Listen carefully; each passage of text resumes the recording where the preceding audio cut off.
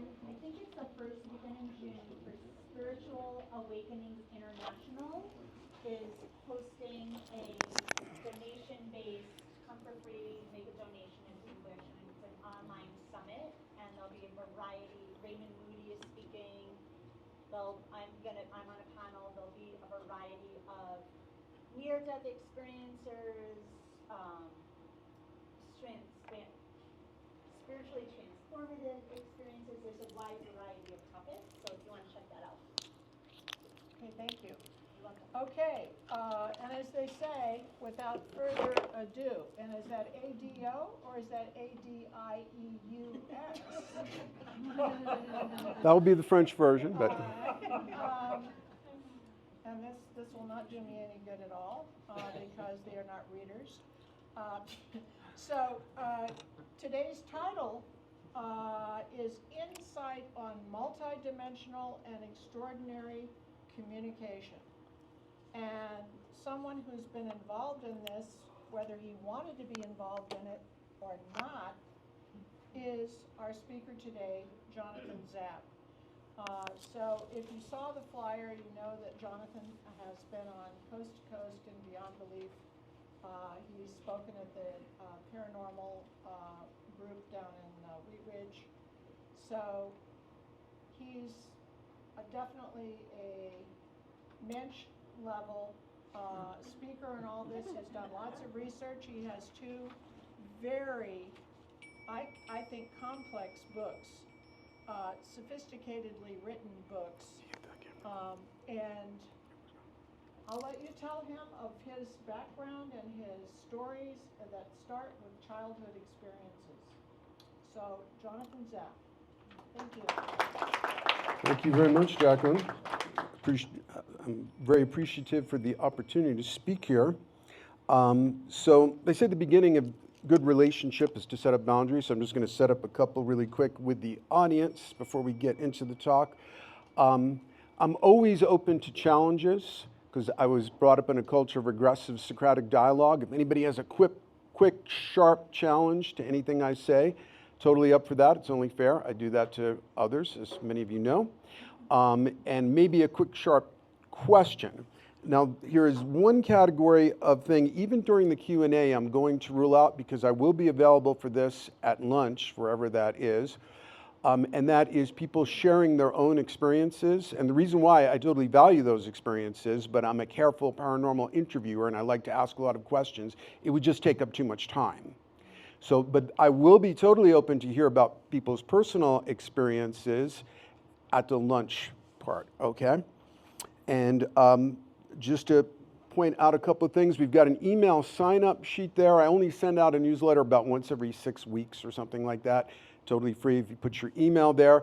I also have laminated bookmarks that look like this, which will give you, this is kind of advertising my book that's very related to multidimensional communication. It's all about that. This book is related to it too, my nonfiction book. But they are both available free, beautifully displayed on that website, zapporacle.com, so that you can get them. You can get Parallel Journeys. You know, obviously I have physical books here too if you want a signed copy. And Parallel Journeys you can get as a Kindle, as an Audible. I think that's the best version, but you don't have to buy anything. Everything I've done is available free on my website, including the 700 card Zapp Oracle, hence zapporacle.com. Free membership saves your readings indefinitely. No ads, nothing to buy. So grab one of these on the way out, and if you sign up for the newsletter, you'll get to hear about any other events or new work coming out. It's all available free on that website. So, categories of multidimensional relationships. So I've been kind of in a bit of a quandary preparing for this talk because we've got a 45-minute eye of the needle zone of time, and this is literally a multidimensional object to try and squeeze through that. So, I mean, I could easily give a 300-hour talk on the subject, but since that's not the opportunity here, I've been trying to figure out what I can put in and what I can't. First, I was not even going to do an outline because there's so much to talk about. Then I decided I better do that because there are so many key points to hit. But I'm kind of leaning right now to emphasizing, because most of this crowd is very familiar with ADC, after-death communication, and I may spend more time, because of a certain intense date synchronicity, which I will get into, talking about my most developed case of after-death communication where I'm the direct experiencer.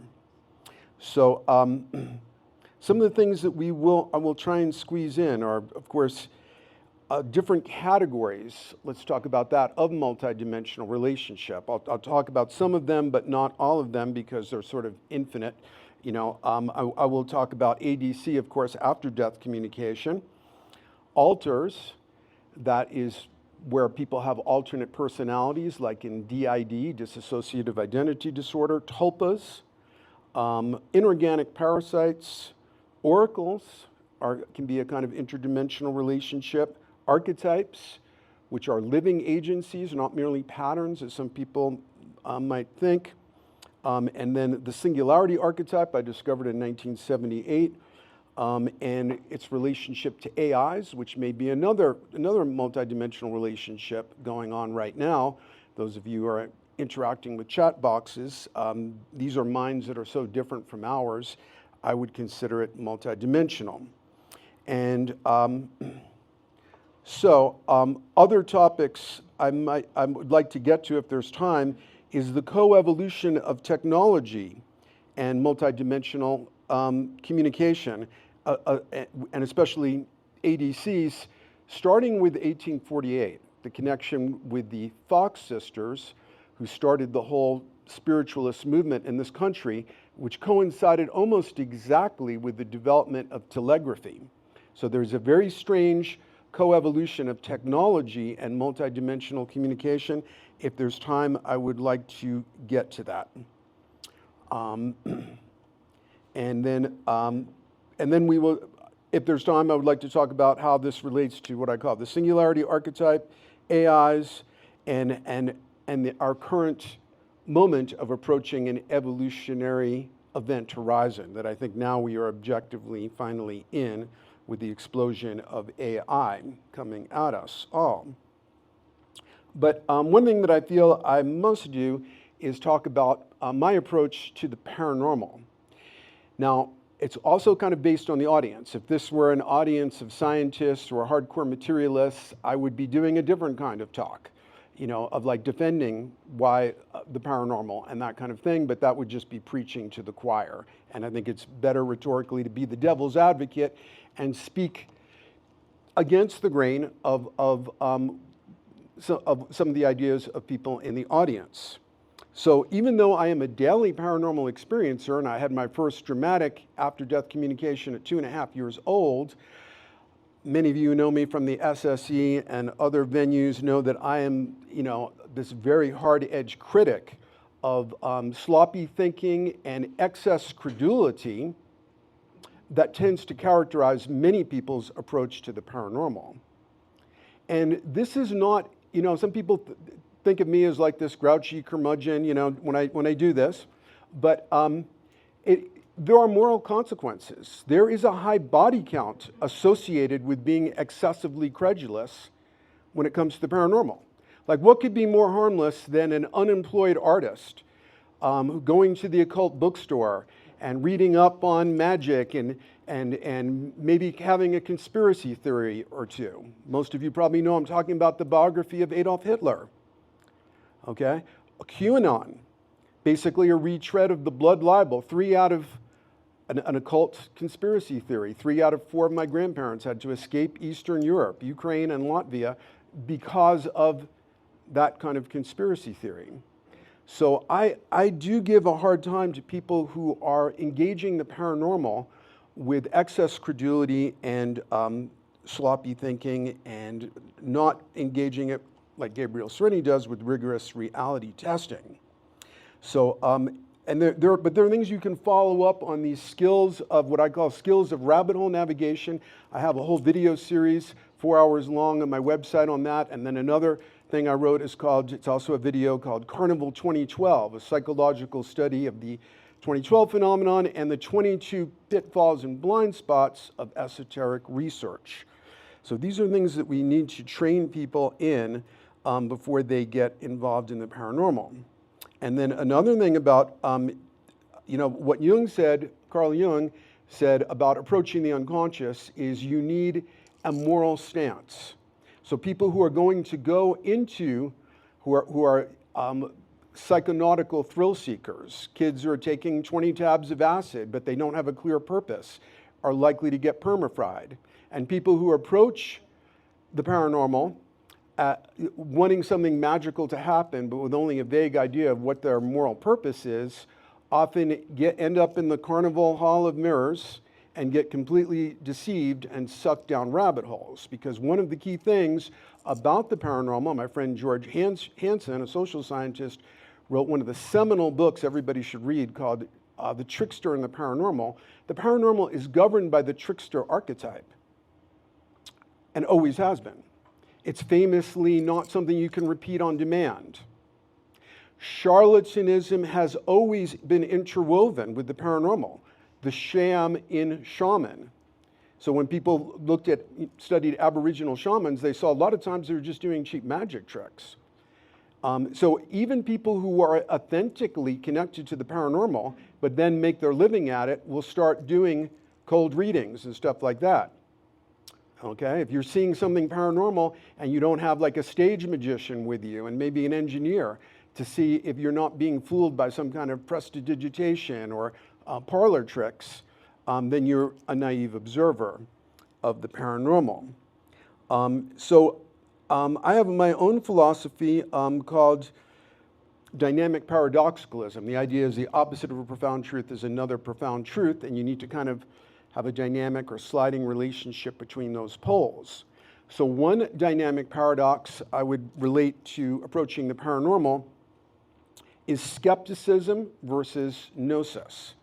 So first of all, the word skepticism and skeptics has been horribly abused. People call themselves skeptics who are not skeptics at all. They're debunkers. They are true believers in negatives.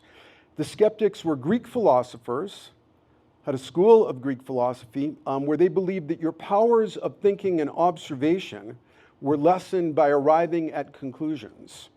And we know from cognitive science now that that's absolutely true. We call it confirmation bias.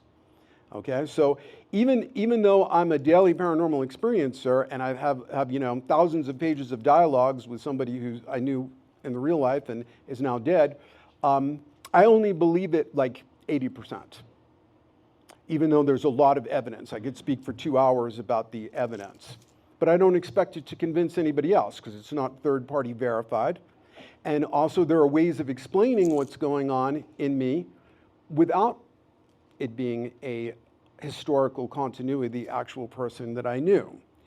So I try to keep to that stance of true skepticism. But the word, again, we have all these people say, near-death experience. I think it's just an oxygen-starved brain. I'm a skeptic on that. Well, that's not being a skeptic at all. That's being a true believer in a negative without doing homework. Science is supposed to explore the unexplained, not explain away the unresearched. They haven't done their homework. We know that hypoxia, or oxygen-starved brain, is nonsensical from the point of view of mainstream neuroscience. Being able to have these complex experiences and remember them perfectly, that's not an oxygen-starved brain. But people will claim they're a skeptic when they are really an ill-informed debunker. So, but on the other side of the skepticism are two things. One I'm calling gnosis, where you have an inner knowing of something, though you have to be very cautious about that. And then what I would call the phenomenological stance. Okay, so phenomenology goes back to Immanuel Kant, where he pointed out that everything that we experience, and we know this from mainstream neuroscience in terms of what our senses report, is a phenomena. What's behind that is something we never experienced, the noumena. But it's also legitimate from the phenomenological stance to relate to an experience on its own terms while it's happening. So when I'm actually communicating with a disincarnate entity, seemingly, I'm believing it while it's happening, be kind of discourteous not to. But after, or like when I'm talking now, I'm not making a reality claim about it. There are cases that are much more better evidenced than mine, but even then, I would consider them from the point of view of competitive plausibility. From a really sharp philosophical point of view, we can't know anything with absolute certainty. But from a point of view of competitive plausibility, survival of consciousness is something that wins every test. You know, there are like in Jeffrey Mishlev's paper that won the Bigelow Award, you probably know about. I mean, there are 9 different categories of evidence of after death. You know, 1,700 of the best documented cases of reincarnation and so on and so forth. You know, all the evidence from near-death experience research and so forth. I don't want to preach to the choir because most of you already know about that stuff. But so that's really a settled matter. Other things I consider settled matters from that point of view of competitive plausibility are that consciousness is not a brain epiphenomenon, also called neurological materialism. That's been incontrovertibly disproven by some of the findings from paranormal research and near-death experience. But otherwise, I'm very careful about the boundary between my paranormal experiences and what I would publicly claim that I know to be true. But what you find in paranormal groups is, like mediums, for example, people just tell you their greatest hits, and then they don't tell you all their misses and this kind of thing. And nobody even has verified their greatest hits either. Like, you know, I don't know how many times I've listened to a medium on Coast to Coast AM, and they sound great, they've got a great rap, it sounds authentic.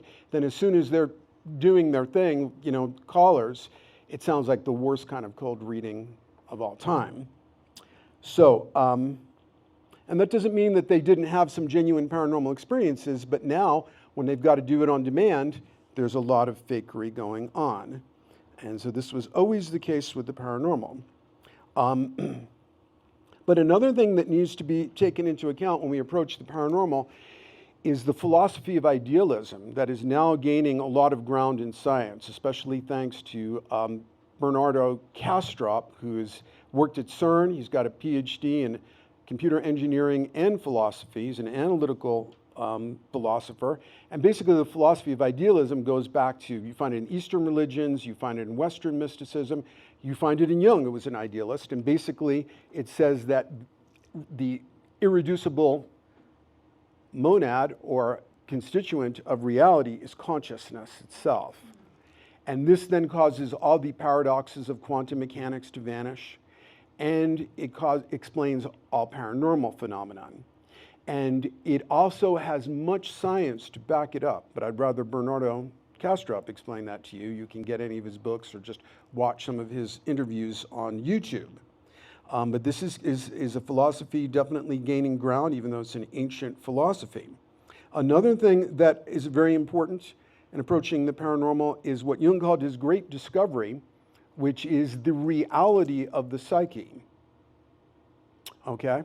So for example, if I ask everybody to think of a pink elephant right now, and some of you do, now a materialist, and materialism has been incontrovertibly disproven in science, basically, at this point. I don't think it's just a complete failure. I mean, I don't think that's an exaggeration to say that. You know, and there are people who can we don't have the time to go through the points, but if you did think of a pink elephant, now a materialist would say, well, that's just nothing. That's just your imagination. Well, not exactly.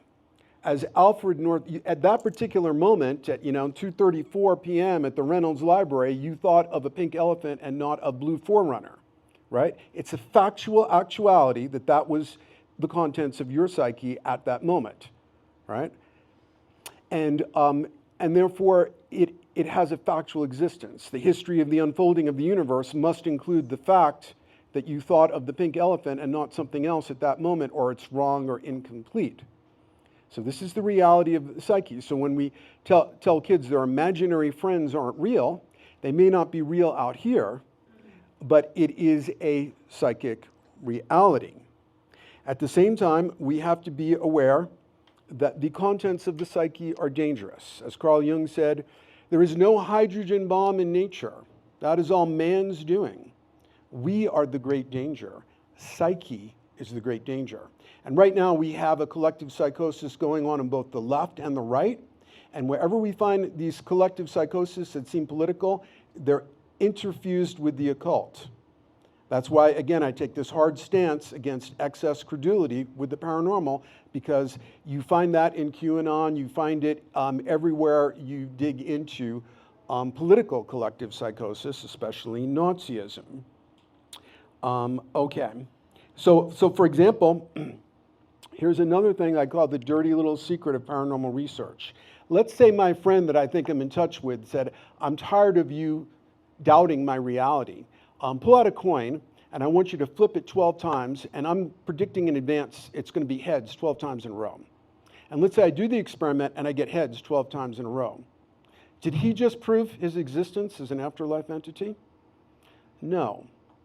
Why? Because when something paranormal happens, this is the dirty little secret of paranormal research, but anybody approaching it with any kind of rigorous reality testing must acknowledge this. It's almost impossible to say what paranormal thing happened. Maybe I had an undiscovered telekinetic ability. Maybe it wasn't even paranormal. Maybe somebody with sufficient, in the right state, somebody could cause the coin to flip the exact number of times to have it land on the same side. Probably there's some stage magician that could do that. Maybe it is something that we have the strongest evidence for in paranormal research, which is short-term clairvoyance.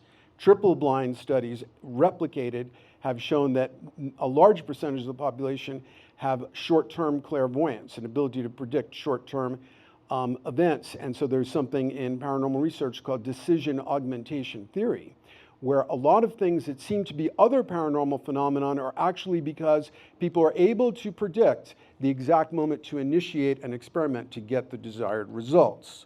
So when paranormal things happen, 12 coin toss in a row, probably paranormal, but to say that that proves it, we don't know, because other exotic paranormal vectors of causality are possible. But after a certain amount of evidence, we can say from a point of view of competitive plausibility, this passes, the Occam's razor test of parsimony or whatever, that it's the least fancy or least crazy or paranormal explanation to account for things. So, I am going to go into now the thing that I feel have the most emotional connection to, I think. Let's see. And talk about some of my own experiences, so it's not all an abstraction. So my first major paranormal experience happened when I was 2.5 years old. It occurred during the dream time. And ancestors came to speak to me.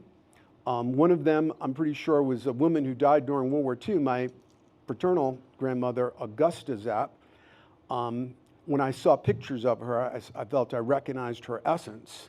And they spoke to me, and it was so powerful that, to this day, I remember at least one of the things that they said. Visually, it was a bit ambiguous. It was sort of like, and it had a lot of Jewish themes. It was like a Marc Chagall painting, as if it were painted into the dark brown background of a Rembrandt portrait. So it's kind of at the edge of visibility.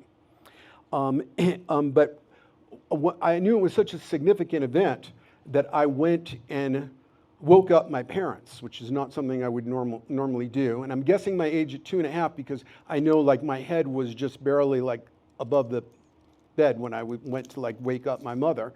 And then I recited 2 Hebrew prayers that my parents said I'd never been exposed to. Possibly evidential, but there's something called cryptomnesia. My mother sometimes played, Temple Emmanuel had a radio broadcast in New York where they would play services. Maybe I heard that and unconsciously remembered it.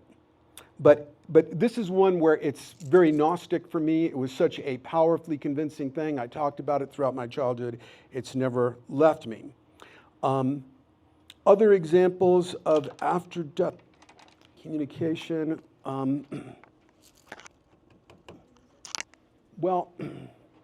Looks like my laptop went to sleep on me. Well, there are a couple that have photographic evidence. I've got to enter my password and stuff. trying to think, how are we doing on time, Jacqueline? When do we stop? At about 3:05, we'll take a body break, and then you'll start up again. Okay, all right.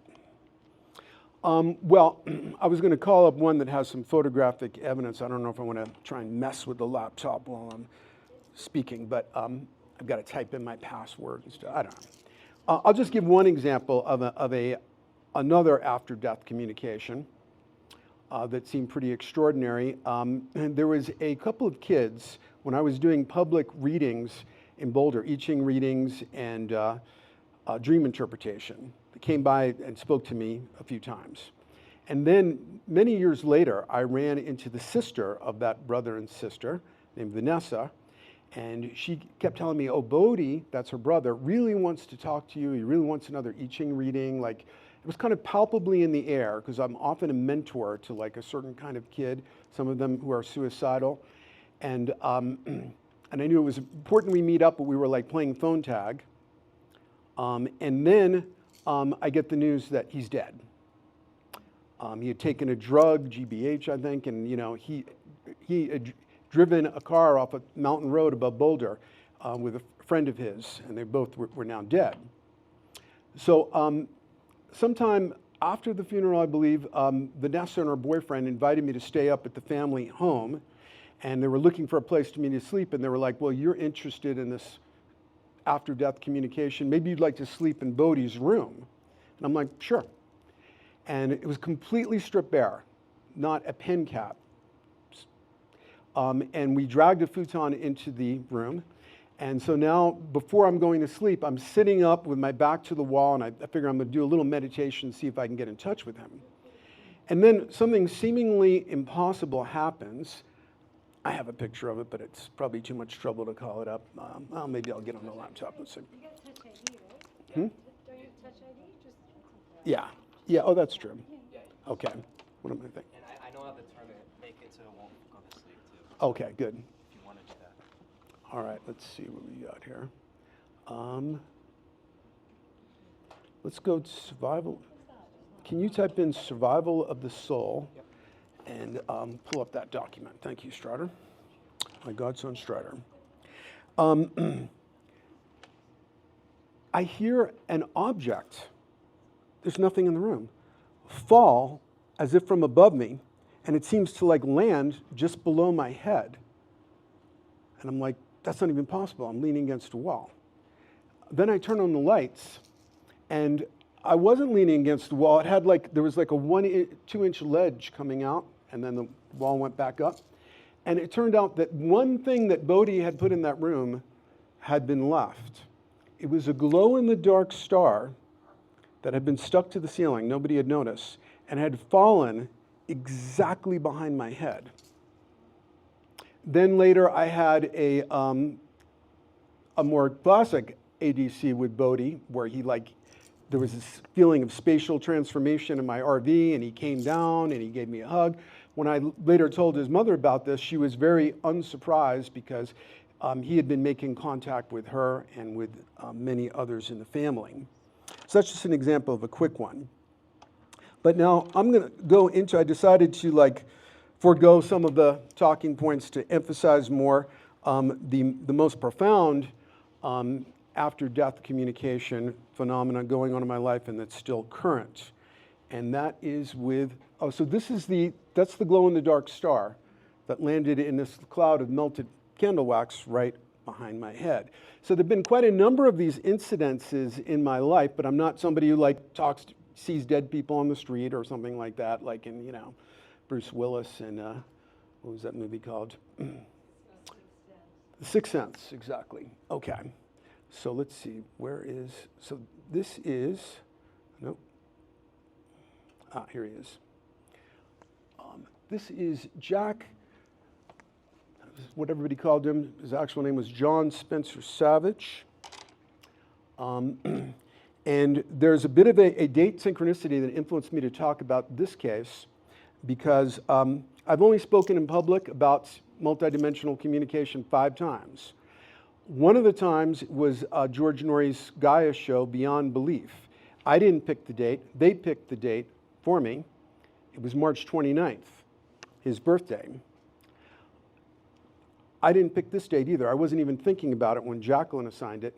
This is the date when he, in his words, took his skin out of the game. We don't know the exact time because his body wasn't found for about 3 or 4 days. I think it was found on the 24th, and they estimated it had been 3 or 4 days. But people at my house saw that I lit a yahrzeit candle. That's a Jewish memorial candle for the dead last night, and I have it on the calendar to do that. And you notice he has a kind of a trans-temporal look there in his eyes. So there was another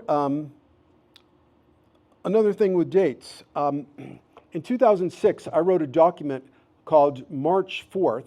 It's a pun on fourth, F-O-U-R-T-H, but it was March 4th, F-O-R-T-H, exclamation mark. It was called a Mutant Manifesto. It was a whimsical rant, and I said, break free of your wage slave bondage, and March 4th. Well, 2 years later, on March 4th of 2008, this young man had what he described as a nervous breakdown. He was always very troubled. Talked about suicide before I met him. And he marched forth on that date after quitting his job at a tax office in Minneapolis, took the first Greyhound bus to anywhere, ended up at Boulder, and ran into me right away where I was working at the Boulder International Hostel, now defunct, at the front desk. Within the first 30 minutes of meeting him, he told me he'd been haunted by a story he'd been trying to write throughout high school. I was completely shocked because his story, I don't want to give you plot spoilers, is the thumbnail version of this book that I've been trying to write since 1978 and is dedicated to Jack. So from the first 30 minutes, there was this uncanny thing. Now, I've had other uncanny and fateful things, often with suicidal kids who I've been sent to work with or through some uncanny means have come my way. And so just a couple more weird date things. So there are 3 high-profile suicides in my life. Now let's see if I can call up this other picture here. My mother had only one sibling, a sister. Each of them had only one son. My cousin David, her only son, was born 6 months before me. I was named Jonathan because he was named David with the idea of the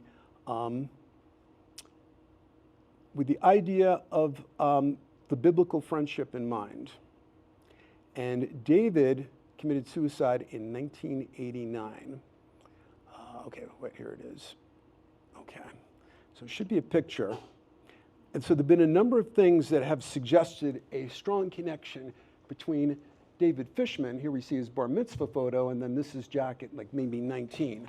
Almost exactly the same size if you saw David at 19. Same blonde hair, blue eyes, same body type, same height, same nose, same lips, same sense of humor, same mercurial personality. In 1995, I had the most profound dream of my life with a merger experience with a being that when I woke up from the dream, was sure was my cousin David. It was so powerful that I decided, had no thought of this before, that I was going to leave my teaching career. I finished out the term, of course, but and I did because of the power of that dream. So 1989, David Fishman committed suicide. Jack is born, not on the same day. Also, my niece Bernadette, 3 high-profile suicides in my life. My niece Bernadette was also born in 1989. She and Jack met each other. She played a role in providing some kind of ADC that's in Jack's memorial page. She committed suicide a few months ago. So, committed suicide in 1989, David Fishman. Bernadette and Jack, born 1989, both committed suicide. Other date things, how to interpret these, we don't know, because synchronicities can come from the trickster function of the unconscious. But when I heard about his death, a woman I didn't know but followed me on Facebook said, you know, you have to get this book by John Klimo's Suicide in the Afterlife. I immediately ordered the book. I was actually had my flight scheduled, so I would get the book. I was gonna, waiting around for it to come all day before the flight the next morning, and it looked like it wasn't gonna show up. I'm like, oh, I'll just have to leave without it. I go to open the door to go and do my final errands, and there is the UPS guy. And this is a big building I was living in at the time. I usually have a whole cart of packages. He just has one book. He didn't have to knock on the door. He's just, as soon as I opened the door, there he is with that book. It became like my guidebook. It's impeccably researched. To be fair to reality testing, it could have seeded some of the experiences too, by the power of suggestion. But there was another date synchronicity that happened at the end of my stay in Minneapolis for the funeral. It was May 5th, and I noted, well, no, it wasn't May 5th. It was a few days before that. But things kept coming up about 55. Now, 2-digit numbers are everywhere if you're looking for them. I was 55 at the time. They changed the code at the hostel I was staying at to 55. I took a light rail train to the Mall of America. It was number 55. Whatever. But then I'm watching a movie, Oblivion. Tom Cruise is in it. He's playing a character named Jack, and it's all about death. And he says, like, there is no death at one point. I'm interrupted in the movie by the one call that would cause me to walk out of a movie. It's Lisa Lyons of Coast to Coast AM calling me. I step out, and she says, well, we just had a last-minute cancellation. What are you doing this Sunday? And I'm like, well, I'm in Minneapolis now. I'll be back in Boulder, and then I'm flying to New York to visit my mom. She's like, oh, well, okay, we'll probably keep calling. We don't like to book people the same day as a flight in case it's canceled or something. And I'm like, okay, fine. I had enough to deal with at that moment. And then when I was in the Bronx visiting my mom, I'm like, I wonder who they put on the show instead of me. Because I noted that the date, Sunday, that she was calling me about was 55, May 5th. It was John Climo, the author of Suicide in the Afterlife, who'd only been on once before. I'd been on many times, okay? So there were constantly things in the relationship when he was alive. He wrote in a 2009 email from Winnipeg, Canada, where he was able to read my moods from 2,000 miles away. As you know, this is Jack writing, there's a certain telepathy between people who are close to each other. I get a strong sense about the way you feel about things without you actually having to say anything. Dramatic telepathic incidents. Here's the most definitive one as far as I'm concerned. It was the very last communication from Jack, because he cut me off for the last 10 months of his life. More about that in a bit. When I asked him to explain why he had to disconnect from me, and I actually heard a voice before he left Boulder. He was back in Minneapolis for like at least a year and a half before he took his life. I heard a voice tell me to tell Jack that where he left the relationship with me would set the level for the rest of his life. He canceled me, then he canceled himself 10 months later. But when I asked for an explanation, because we hadn't even had an argument in months, which was a rarity with Jack. He was very argumentative with everybody. And I asked, why do you need to disconnect from me? One of the things he said, well, it's like Louis Armstrong said about jazz. If you have to ask, you're never going to know. And now, he was just that kind of person to say these kind of things. And he could drive you insane. Now, I wasn't even upset when he left because it was so maddening to be around him sometimes. He told me from the first day I met him, I have a history of lashing out at people. And by the way, he's a huge inspiration in this book. There's a fictionalized version, very fictionalized, that has some things in common with the experience, But then this would have been the summer of 2012, I think, a few months before the suicide, I'm walking around a rainbow gathering where I've had no cell service, but I'm carrying my phone in my pocket to take pictures. And suddenly I'm thinking about that last thing that Jack said, the Louis Armstrong quote. And I'm pissed off. I'm like, what, I'm not going to understand? I'm pretty good at understanding things, And now the phone buzzes in my pocket. I haven't had service in like 10 days. It's a text message from Jack about the Louis Armstrong quote, apologizing for it. And his last words to me, the last words I ever got from him on the physical plane were, for that, I am truly sorry. Okay, so highly telepathic relationship. There were many things that, because in suicide in the afterlife, there is a known pattern of people who, maybe like my cousin David Fishman, who might also be Jack Savage, of people who commit suicide when they're young and have a pattern of doing this. And there are so many things that he wrote, and even that I wrote without realizing the implications, that suggested this pattern of like reincarnating but always taking your skin out when you're young. And anticipating a kind of after-death relationship. Like this is something in Jack's handwriting. You are my friend and always will be in spirit and in flesh. I hope the inner knowing, gnosis, of our fraternal bond strengthens you as it strengthens me. And there's a whole series of these things. I don't know how many ones we would have time to get to, but we'll see. His poems, okay? I don't use this word lightly. Jack was a genius, an unprecedented poet of the millennial age.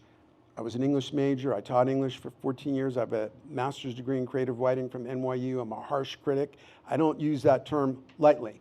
My mom, who read 100 times more poetry than me and was an expert on gifted children, she worked with the world expert, Lita Hollingsworth at Columbia University, on gifted children. She was a legendary child prodigy herself. As soon as she read Jack's poem, she said, genius, like a young Mozart.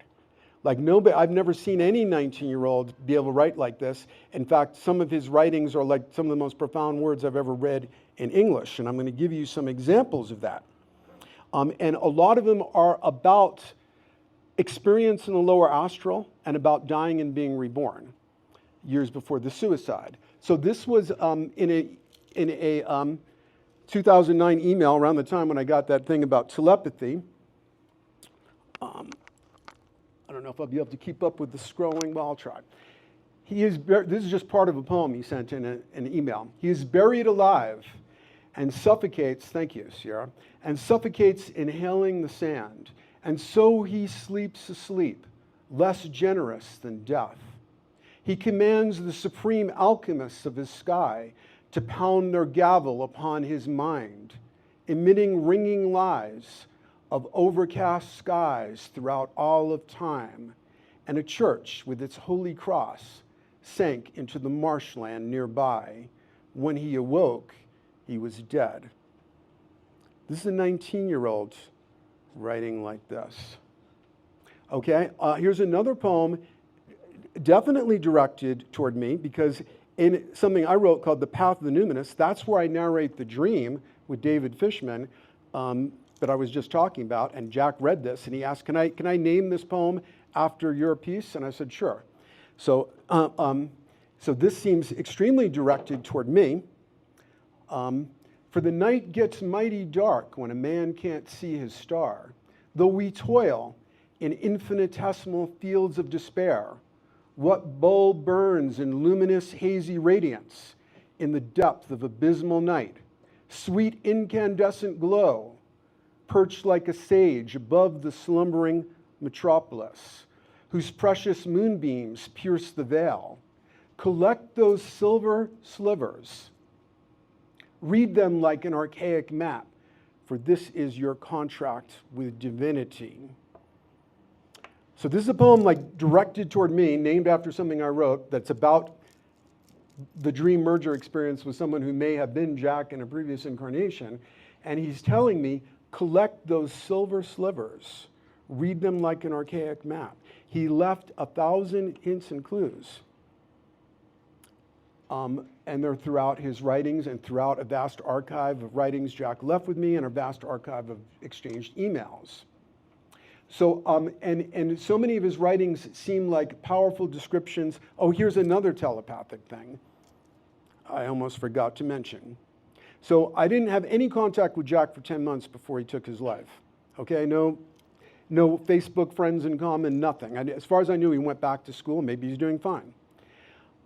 About 10 days before the suicide, I have the most haunting dream of my life. I'm seeing Jack in a distressed condition in the lower astral. I wake up completely distraught. And then probably the night of, another such dream. Okay, now I didn't always question this decision. I did not reach out to Jack. Why? Because especially the ethics of being a much older person, being a mentor to a young person, super respectful of boundaries. He asked me not to contact him politely but firmly, and so I felt I can't transgress that boundary. Maybe this is just my crazy dream. But that's pretty objectively telepathic, it seems to me, because given that I had absolutely no information about what was going on with him. But so now, let's see, what have we got next here? So descriptions in poems that sound like the lower astral. If you can scroll up a little bit, Sierra, back to the top of that. Okay. So when he went to school in Winnipeg, Canada, a very grim city, I had the strongest feeling and told him, something about this, Jack, feels uncanny. It feels like Winnipeg, as grim as it is like the appropriate landscape for your soul somehow. He saw it that way too. It's like a very lower astral-like city. And so this is like some excerpts from his poem on Winnipeg talking about it that way. Now Winnipeg is perched like a vulture, bitter in an eternal autumn, under eternally overcast skies, orphaned, unknown, uncared for, disgraced, and ashamed. Winnipeg stews, this is a 19-year-old, Winnipeg stews in the desolate prairies, alone and isolated, like some forgotten medieval city, bitter and cruel after a life of insult and torment. All the children born in Winnipeg are born dead or evil. All the pregnant women smoke cigarettes. All the fathers are alcoholics with adolescent aspirations and elderly bitterness. Anyone who wants to come to Winnipeg must be stabbed or beheaded first. Winnipeg writhes in impaled agony, but will not die. I have heard Winnipeg shouting inside of me. I have heard her lament. She stands immutable in forgotten alleyways of the mind. Winnipeg is located where the hand of glory dare not reach. You carry that city inside your heart, my friend. Winnipeg, but now he recognizes the lower astral as a place he needs to return to self-initiate and to become enlightened. And this is a consistent theme in his writings. Winnipeg, you are not, Winnipeg, I want you present at my round table. You can give me your strange jewels. I'll not chase you away in humiliation. Winnipeg, you are not your dreaded days, your lonely nights. Winnipeg, you shall be cherished to me, and you shall be included in the masterpiece, because Winnipeg, you made me an alchemist, a magician, and the winds blow in windswept Winnipeg, Winnipeg, Winnipeg. And when I met David Fishman, unlike the living David Fishman in the Dream Merger experience, he presented as a kind of shaman. He had been, as if the suicide had been part of an initiation, and now he had rediscovered his magician shamanic side. You can read about that dream in The Path of Numinous. So here's another excerpt from a poem. I will laugh naked, underground, forgotten, going nowhere. I will become dismissive with reality. I will sprawl myself out on the cold, hard floors of destitution. Kiss tragedy's cold, wet feet. Worship and rest in the tomb of failure. I will live like a ghost. Invisible angels will sing to me. Demons and devils will feed me well. I will watch hatred rip out of my eyes, offering me searing blindness. I will grant malice, that malevolent magician, reign over my stormy mind. I will desecrate ancient monuments to love and cower in fear before the murderous mongrel inside me. I will watch my sanity recede on the mud-caked horizon line. I will learn to fault myself in astonishing ways. I will learn torture. I will grow as careless as a fiend. I will let my brain go unshaved so long, foul, noxious fumes will begin to seep from my eyes. I will gulp kerosene in defense of their eyes and exhale a graveyard, wondering how long I will live. I will suck from the black spires of death. I will dance and disappear into a carnival of poison and come back slowly, coughing and depressed, with all of my internal organs bruised. Many references to poison and swallowing poison ultimately would swallow sleeping pills. And now this is a 19-year-old who looks exceptionally healthy and was maybe the most preternaturally athletic person I ever met. So there's no like obvious cause for this, but he's completely obsessed with death. I will suck from the black spires of death. I will dance and disappear into a carnival of poison and come back slowly, coughing and depressed, with all my internal organs bruised. I guess I read that. My movements will be distracted. I will become estranged from my body, exiled from reason. I will cut hope's throat and bathe in her blood. I will retain false hopes of waking up from this appalling nightmare. I will pray sadly in the forlorn cathedral of misfortune. I will curse at beauty because I'm an imbecile. That's not the end of the poem. These are just excerpts. And it's going to sound like all his poetry is dark. No, some of it is Walt Whitman-esque super celebration of life in the most colorful and glowing terms. He is like the voice of the soul, of its torment and its ecstasy as well. You'd have to read all the poems. They're on my website to see.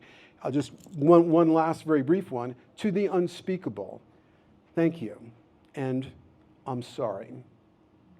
So in the relationship, I have a 900,000 page Word document.